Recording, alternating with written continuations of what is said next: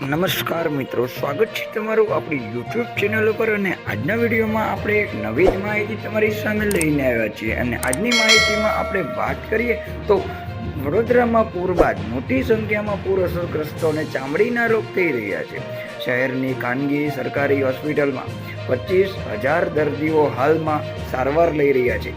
પૂરના પાણી ઓસરતા જ વડોદરા શહેરની અંદર મોટી સંખ્યામાં ચામડીના રોગની એક રોગચાળો ફેલાયો છે. જેમાં વડોદરામાં આવેલા પૂરમાં અનેક વિસ્તારના લોકો 2 થી 3 દિવસ પાણીમાં રહ્યા. લોકોના ઘર પણ પાણીમાં ડૂબ્યા હતા. આ ઉપરાંત અનેક વિસ્તારમાં પહેલા માળ સુધી પાણી આવી જતા પહેલા માળ સુધીના મકાનો ડૂબી ગયા હતા. લોકો 3 દિવસ સુધી ઘરમાં અને અઠવાડિયા સુધી પાણીમાં અવર જવર કરતા લોકોના પગમાં ફંગસ થવા લાગ્યા. આંગળીઓ વચ્ચે અને પગના તળિયે છાલા પડી ગયા અને ચામડી ઉતરી રહી હતી.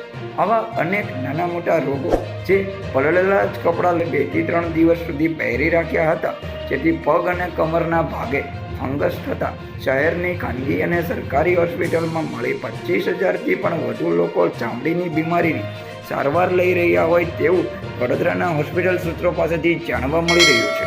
મિત્રો, આપણા વિડીયોમાં હર હંમેશ આવી જ માહિતી તમને આપવામાં આવતી હોય છે. જો તમને આપણી ચેનલ પરના વિડીયો પસંદ હોય તો આપણા વિડીયોને લાઇક કરી લો. આપણી ચેનલ પર પ્રથમ વખત આવ્યા હોય તો આપણી ચેનલને સબસ્ક્રાઈબ કરી લો.